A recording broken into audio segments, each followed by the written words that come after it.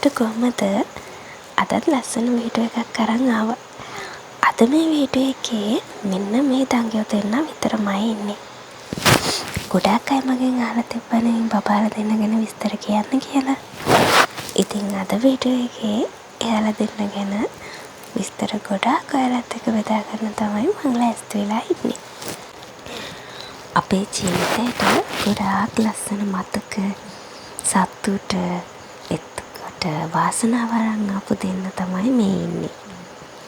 ඉතින් ජීවිතේ ලස්සන මතක අමතක නොවන විදිහට හදවතේම තැන්පත් වෙලා තියෙන්නේ මෙන්න මේ දෙන්න නිසා. මේ අයියටයි මල්ලිටයි විනාඩියක පරතරයක් තමයි තියෙන්නේ. විනාඩියක පරතරයක් තුළ තමයි මේ දෙන්නම මට හම්බ වෙන්නේ. වීඩියෝ එකේ මුලින්ම තිබ්බේ ඒ දෙන්න පුංචිම කාලේ කියන්නේ හම්බවුණුම දවස්වල ෆොටෝස්. වීඩියෝස් ගොඩාක් තිබුණා. ඒ වුණාට ගොඩාක් වීඩියෝස් ෆෝන් එකෙන් ඩිලීට් වෙලා ඉතුරුණු වීඩියෝස් කීපයක් විතරයි දැනට තියෙන්නේ. ඉතින් අමුතුවෙන් කියන්න ඕනේ නැහැනේ. එක වයසේ ඉන්න පුංචි බබාලා දෙන්නෙක් එකපාර හදා ගන්නවා කියන්නේ, එකපාර ආදරෙන් බලා ගන්නවා කියන්නේ ගොඩාක් අමාරු වැඩක්. ඉතින් මටත් ඒ අත්දැකීම මේ විදිහටම දැනුණා. ගොඩාක් අය උදව් කරා මේ දෙන්නව ලොකු කරගන්න. දැන් අවුරුදු 2ක් එයාලට. මුලින් එයාලා හම්බුණාට පස්සේ මට ඒක දැනුනේ ගොඩාක් ලොකු වගකීමක් විදිහට. මොකද මේ දෙන්න එකපාර නිදා ගන්නවා, එකපාර අඬනවා, එකපාර බඩගිනි වෙනවා. ඉතින් ලොකු අභියෝගයක් තමයි පහු කරේ. අදටත් මතක් වෙනකොට මම මේ දේවල් කොහොමද හරියට මේන්ටේන් කරගත්තේ කියලා මටවත් හිතා ගන්න බෑ. වෙලාවකට මාත් කඩා වැටෙන්නේ නැති, වෙලාවකට අඬන්නේ නැති, වෙලාවකට hina වෙන්නේ නැති. ඒ කොහොම වුණත් වටේ ඉන්න අය මට ගොඩාක් උදව් කරා. මේ විදිහට මේ දෙන්නව ලස්සනට ආදරෙන් රැකබලා ගන්න. ඉතින් බබාලා දෙන්නට මාස 2ක් හරි 3ක් හරි වගේ වෙනකොට එයාලට හරියටම වයස කොච්චරක්ද කියලා නම් මේ වීඩියෝස් වලින් මට කියන්න අමාරුයි. මොකද එහෙම සේව් කරගෙන ලොකු මතකයක් මට නැති නිසා.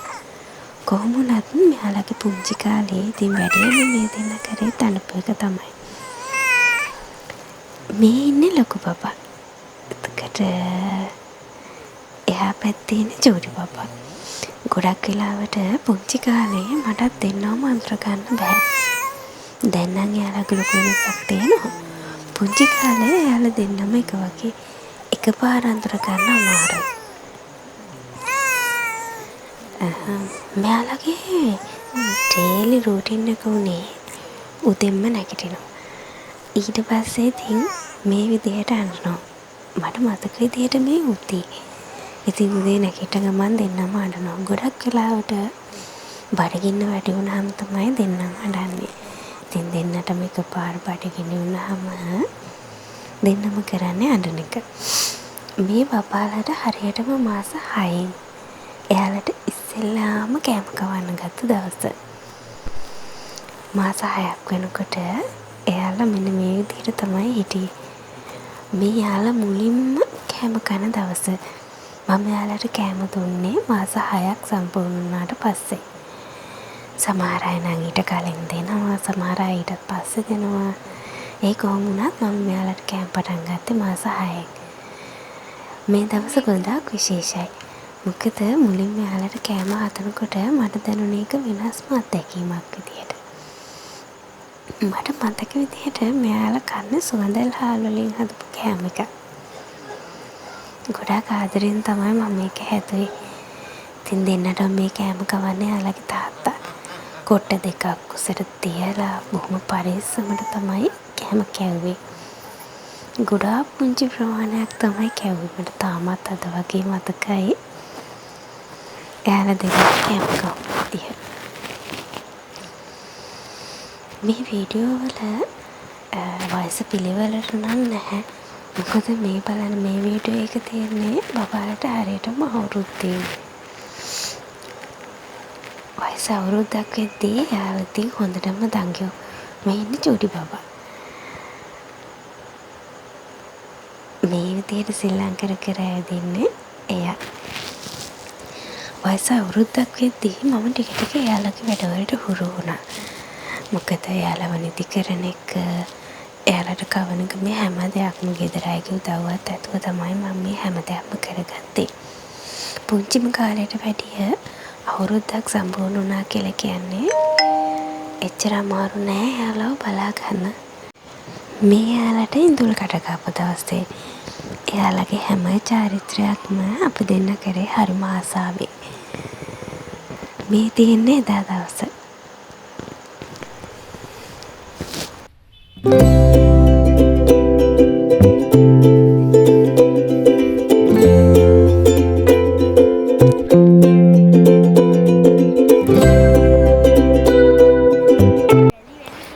එයාලත් එක්ක පුළුවන් හැම වෙලාවෙම පන්සල් යනවා. එයාලා දෙන්න පුංචි කාලේ ඉඳන්ම පන්සලට හුරු වෙලා. ඉතින් එයාලත් එක්ක මේ කියපු දවසක් ගත්ත වීඩියෝ එකක්. පන්සලේ හැම තැනම දුවලා ඇති වෙන වැලි අල්ලලා ජීවිතේ නිදහසේ විඳින්න තමයි එයාලා කැමති. මේත් එයාලට අවුරුද්දයි මාස 2-3ක් වගේ වෙද්දී හරියට ඇවිදින්නෙත් නැති කාලේ පේනව නේද? කකුල දෙන්න වගේ ඇදේට තමයි යන්නේ. බොහොම අමාරුයි.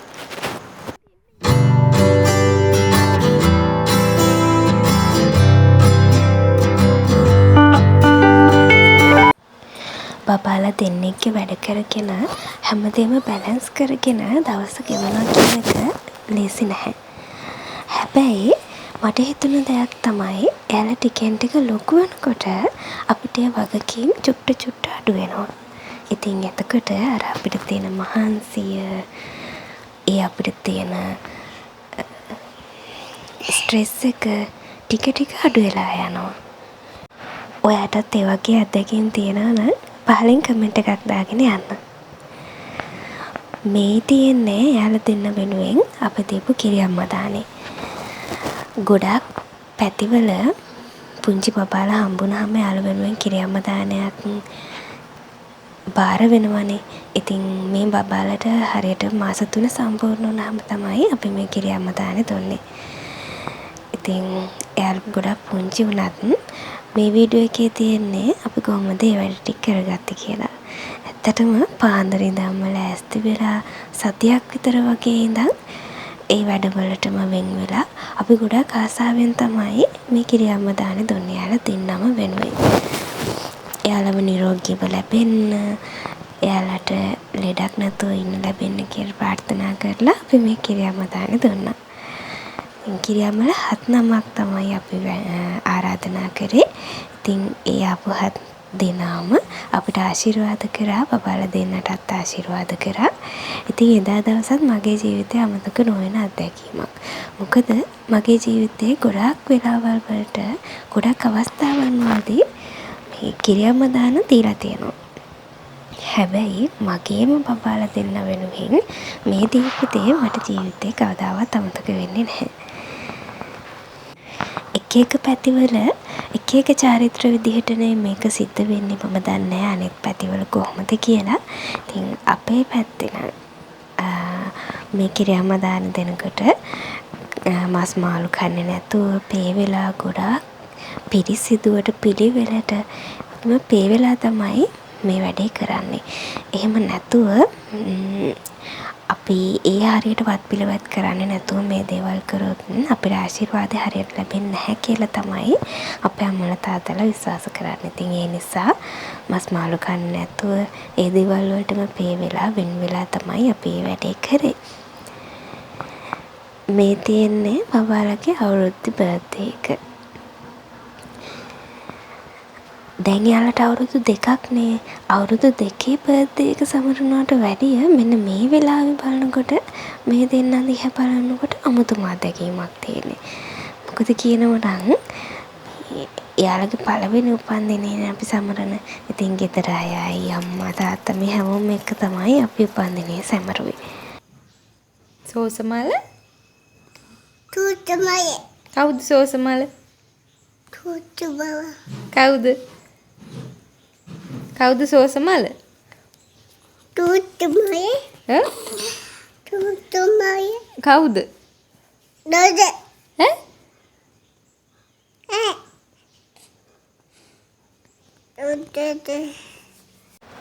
එයාලා ටික ටික ලොකු වෙලා වචනින් වචන ගලපගෙන කතා කරනකොට හරිම ලස්සනයි. අහගෙන ආස හිතෙනවා.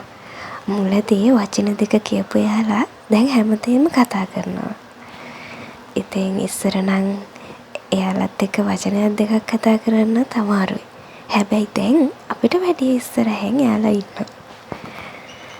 ඉතින් එයාලා ලොකු වෙන දිහා, එයාලා මේ කරන වැඩ දිහා අම්මයි තාත්තයි බලන් ඉන්නේ හරිම ආදරේ. අපි විතරක් නෙමෙයි එයාලට ආදරය කරන හැමෝම ඒ දේවල් ආදරෙන් රස විඳිනවා. කවදා හරි දවසක අපේ ජීවිතයේ ලස්සන මතකයන් ඉතුරු වෙනකොට මෙන්න මේ මතකයන් තමයි ඒ මතකයන් පොලිමේ ඉස්සරහැම තේරෙන්නේ. එයාලා දෙන්න ලොකු වෙන අපේ මතක පොත පිරෙන්නේ මෙන්න මේ වැඩවලදී.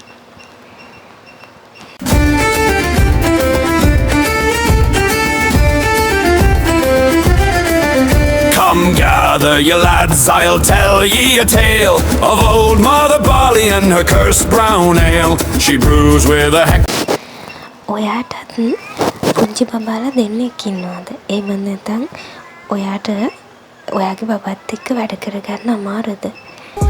ඔයාටත් දවසක හිතනවා ඇති ඇත්තටම මට දැන් වැඩ වැඩි, ඒ වැඩ කරගන්න අමාරුයි, ඔළුවට නිදහසක් නැහැ. ඔයාටත් එහෙම හිතනවා නම් මම ඔයාට මෙන්න මෙහෙම කියන්නම්. මෙයාලා ලොකු වෙනවා අපි හිතන්නේවත් නැති විදිහට. ඉතින් කවදාවත් හිතන්න එපා මෙයාලත් එක්ක වැඩ කරගන්න අමාරුයි, කොහොමද මම මේ වැඩ ටික කරගන්නේ කියලා. මොකද ඔයා මේ අමාරුවෙන් ගෙවන දවසක් ගානේ ඔයාට මේ මතකයන් එකතු වෙනවා වගේම ඔයා මේ වගකීම් වලින් තව දවසක් ඉස්සරහට යනවා. ඉතින් ඉක්මනට මෙයාලා ලොකු වෙනකොට ඔයාට දවසක් එයි මෙයාලගේ වැඩවලින් නිදහස් වෙන. මටත් මුල් කාලේ ඒක හරියටම ඔළුවටම වැදුන දෙයක්. මොකද මම ටිකක් ස්ට්‍රෙස් වුණා මේ දෙන්නගේම වැඩත් එක්ක මට ඒ වැඩ ටික කරගන්න බැරි වෙයි කියලා. ගෙදර හැමෝම මගේ උදව්වට හිටියා වුණත් මගේ ඔළුවට තිබ්බ ස්ට්‍රෙස් එක අඩු වුණේ නැහැ.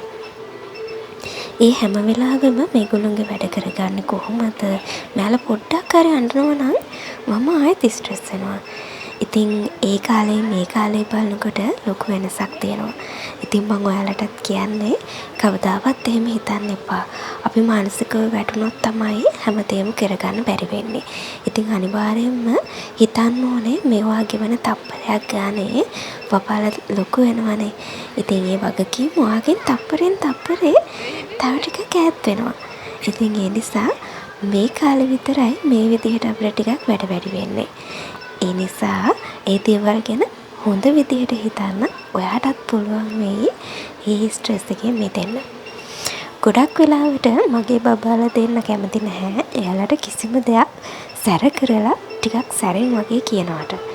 එහෙම කිව්වොත් ඒකෙන් වෙන්නේ එයාලා තව ටිකක් ඒ වැඩේ කරන එක. ඉතින් ඒ නිසා මම හැම වෙලේම උත්සාහ කරන්නේ එයාලා කරන ඕනම වැඩක්, ඒ වැඩේ හොඳ වැඩක් වුණත් නරක වැඩක් වුණත් එයාලට ආදරෙන් කියලා දෙන්න. මොකද එයාලා තාම පුංචිනේ. හැබැයි මම දන්නවා එයාලට හැමදේම ආදරෙන් කියලා දෙන්න බැරි වයසකුත් එනවා. ඒ වුණාට තාම ඉතින් එයාලට මේ දේවල් තේරෙන්නේ නැහැනේ. ඉතින් ආදරෙන් කියලා දෙන දෙයක් එයාලා ගොඩක් වෙලාවට අහනවා. මමත් එයාලට ගොඩක් තදින් ඉන්න ගියොත් ඒ දවසම මගේ ස්ට්‍රෙස් එකත් වැඩි. එයාලත් ඒ දවසෙම ඉන්නේ අඬනවා. එහෙමත් නැත්තම් මොන හරි වැඩක් මම එපා කියන දෙයක් කරනවා. එහෙම. ඉතින් මම තේරුම් ගත්ත දෙයක් තමයි මේ පුංචි වයසට එයාලට ආදරේ විතරයි ඕනේ. ආදරෙන් කිව්වොත් එයාලා ඕනම දෙයක් කරනවා. ඉතින් එහෙනම් ඔන්න ඕකයි මගේ බබාලගේ කතාව. ඔයාලටත් මේ වගේ මතකයන් තියෙනවා නම් අනිවාර්යෙන් කමෙන්ට් කරන්න. ආයෙමත් දවසක ලස්සන වීඩියෝ එකක් අරන් එන්න. ජීවිතේ ලස්සනම කාලේ මම හැමදාමත් කියනවා වගේ hina වෙලා ඉන්න. මේකේ වෙන්නේ අපේ ජීවිතේ ලස්සනම කාලේ. ඒ කාලේ ආයි කවදාවත් ආපස්සට යන්න බෑ. අපිට ඒ කාලේ ආයෙ ගන්නත් බෑ. අදට ගිහින් එන්නම්. හැමෝම පරිස්සමෙන් hina වෙලා ඉන්න. ආයෙමත් දවසක හම්බ වෙන්නම්.